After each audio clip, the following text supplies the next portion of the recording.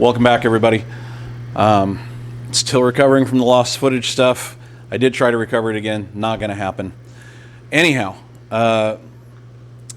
somebody made the comment on my last video, and I'm really appreciative of it, of being further along than I am, and now he's wiring things up and wishing that he had added stuff.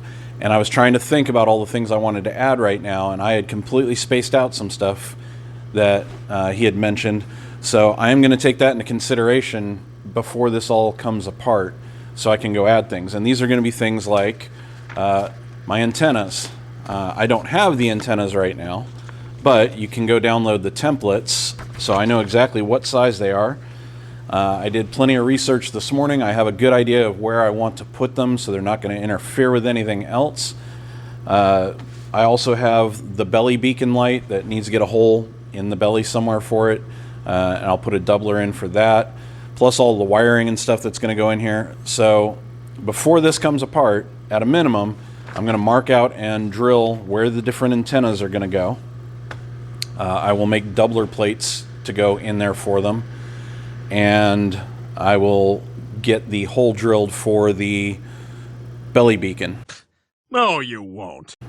I think that's the rest of the stuff that's going to be in the tail cone part. Everything else should be further forward and at least easier to get to. As it is, the two main comm antennas are actually going to be pretty forward as well. They're going to end up just behind the rear spar on the bottom of the plane. But I'll go ahead and do all of that now since I'm thinking about it anyways. So thank you very much for that. I really appreciate it. I've already got the fuel stuff. I showed you guys the fuel valve, and I've got the fuel pump.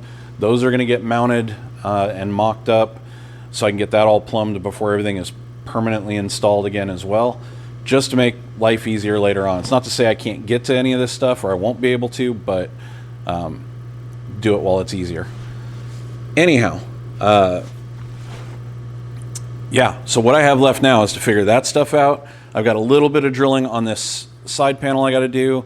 The remaining of the drilling is going to be taking off that lower rear belly skin and getting the tail spring in there drilled and mounted up. And then that's pretty much it. Stuff will start coming apart. I don't know how much of that's going to be included in all of this video. We'll see how far I get. Hopefully the video survives this time and you get to see something. And I think that's about it. Oh, wait. Before I go, I wanted to give a shout out to Jeff and Paper Gary. Just started a new channel. He's starting an RV-8 build, literally on episode 1 of inventorying the empennage kit he got. So if you want to start watching something right from the beginning, I'll leave a link below for his channel, so go check that out. And yeah, we'll all help each other learn as we go along. Anyhow, you know the routine. Stick around. VoiceOver Tim will tell you what does or does not happen. Hopefully there's video to go with it this time. And I will see y'all later. All right, welcome to the voiceover part. So, easiest way to drill these was to get inside the fuselage. Made me a little makeshift seat, and this is the first time I've actually sat in there, sort of, with it together. So, yeah, I might have made some airplane noises. Alluding to the no you won't comment a little while ago, I had all those great intentions of mounting or drilling for the antennas and the belly beacon and getting doubler plates mounted before I took anything apart. Yeah, I completely forgot all about that this morning. Yeah, just spaced it. I got on a roll with doing stuff, and you'll see by the end of this, I've pretty much got the fuselage taken apart. So I guess those will have to get done when it goes back together again. Anyhow, moving along with what's going on right now. Had to finish drilling those side plates you see right there, and that's the first thing to come back off now. Those are all final drilled. Next step was to remove them. So they're coming out.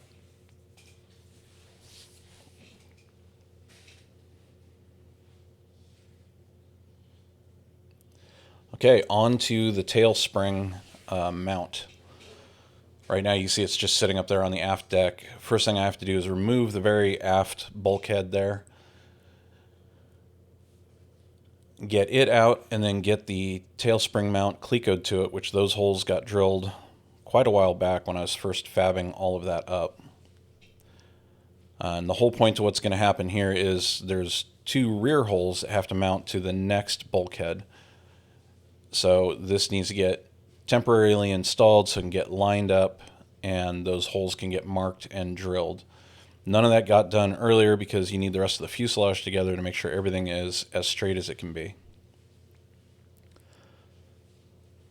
Steps clearly say to make sure you put clecoes in every other hole of that back deck plate to help hold the rear section as straight and as stiff as possible while you do this.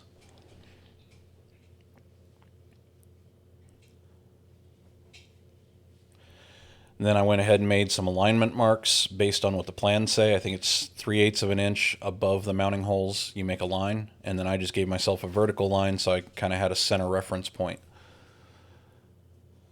So you want to align the top of that rear plate with that line, and then laterally they tell you to look down the middle of the tail spring hole, and there's a tooling hole in that bulkhead back there, and you want to make sure laterally, left to right, that is centered inside the hole.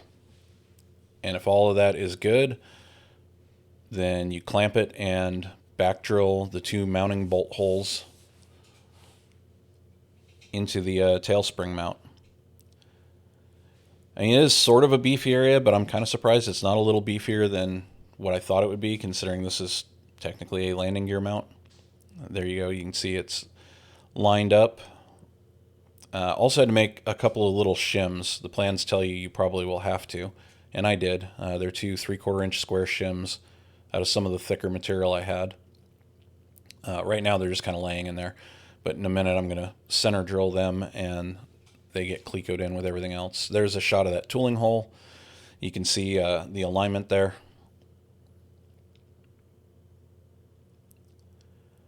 And then a tool I haven't busted out before, I don't know why, it's been sitting on the bench forever, is my my Milwaukee angle drill.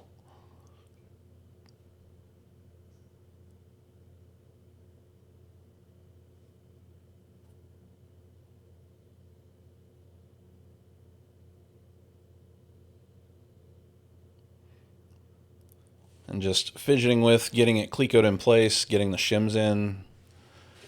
Probably wasn't really necessary to get them installed right now, but I just want to make sure everything lined up and fit like it's supposed to, so there you go. And then the last part of this is you have to cut a notch out of that aftmost belly skin to clear that mount. There's a 1:1 scale template on the drawings. I did not want to cut it out, so I just traced it onto a piece of paper and made a template out of that, transferred that over. And I'm just using the micrometer there to make sure I got the same spacing from edge to edge, so I know I really do have it centered. And then it's onto the bandsaw. And don't mind the mess in the garage. I have a whole huge mess I have to clean up now that this is back at kind of a done state, and get everything cleaned up and start over and start fresh. Because what's coming next is a whole lot of prep work. All right, rough cut that out on the bandsaw, and then I'm just using my file set to clean that up. Don't mind the emails coming in. Just cleaning it to the lines that I had drawn and rounding out the end. Came out pretty good. Might need just a little bit more cleanup. Oh yeah, and then there's busted out the deburr tool to take the edges off of it all. And now it's got to go back on so you can make sure that it actually fits and clears. If it doesn't, you got to take more material off. Thankfully, mine does fit. It clears nicely. Getting that skin back in there, not the easiest thing. Considering originally that skin went on first, then the other belly skin went on over it, but now I had to fish that in and then fight to get everything lined up, and there's like, I don't know, 4 or 5 different things you have to try and get lined up all at once before clecos will start going back in. Also, I don't know if you saw it or not, but the plans had me enlarge that hole just in front of the cutout to a 3/4 inch hole, and that is for the mount bolt that's going to hold the tail spring in later on, so you have access to it.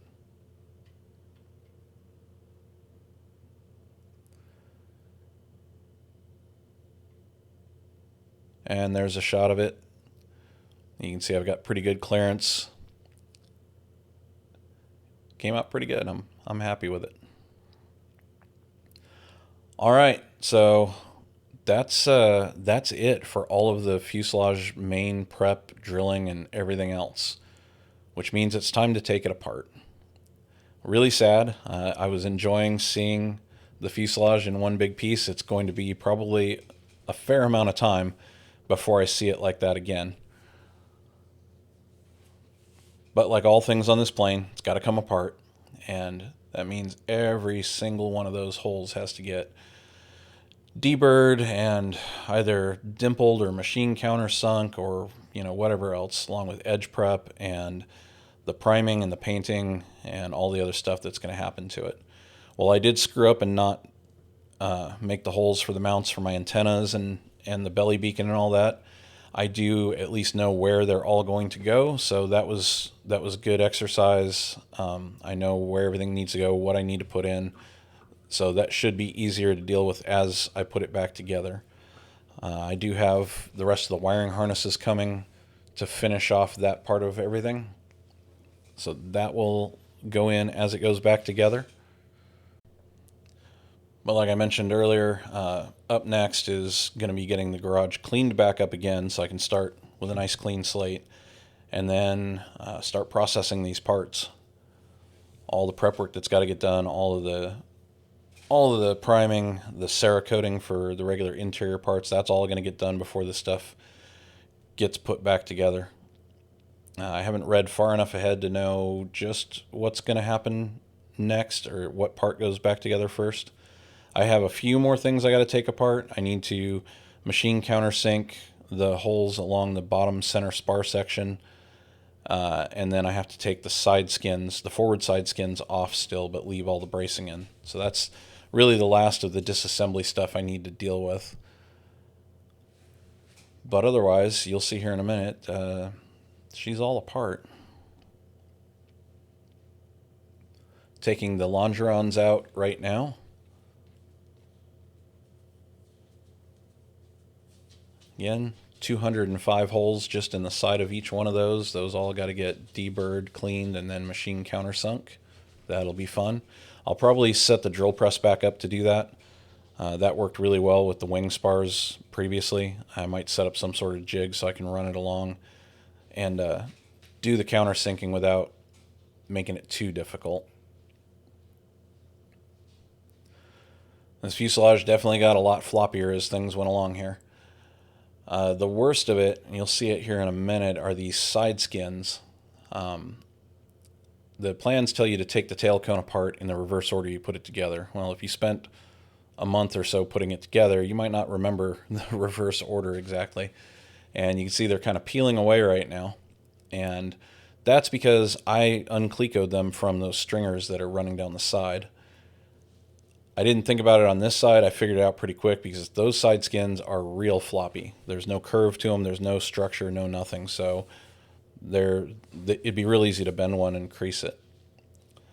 For the other side, I realized what was going on, and I re-clecoed it to the stringer, and I took the skin off with the stringers intact, and then I took the stringers off when it was on the ground. It's a much, much easier way to do that, and you don't risk bending something. See? One piece.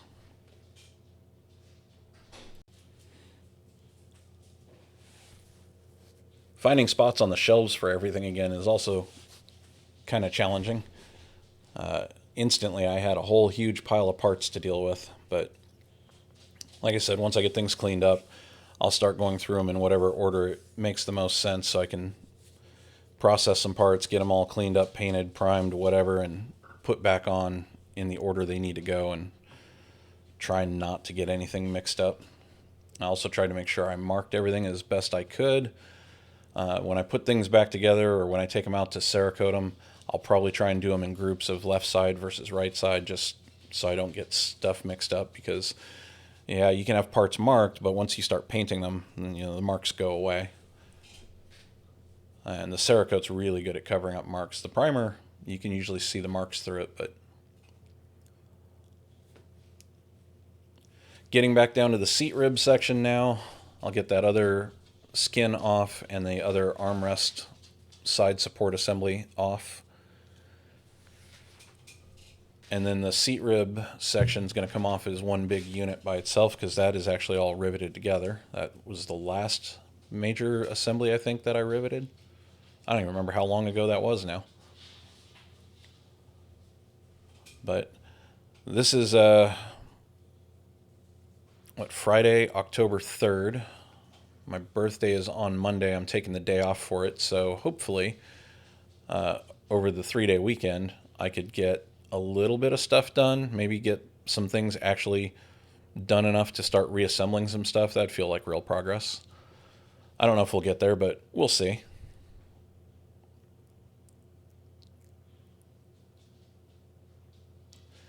Anyhow, like I've been doing lately, I'm going to leave links below for some of the tools from Amazon you saw me use in this episode in case you're interested in them. It is an affiliate link, so I'll get a small kickback from Amazon if you do decide to buy them. If not, that's fine.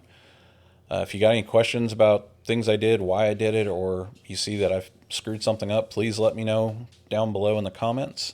I appreciate everybody's support as always, and thanks for stopping by, and I will see you all on the next one.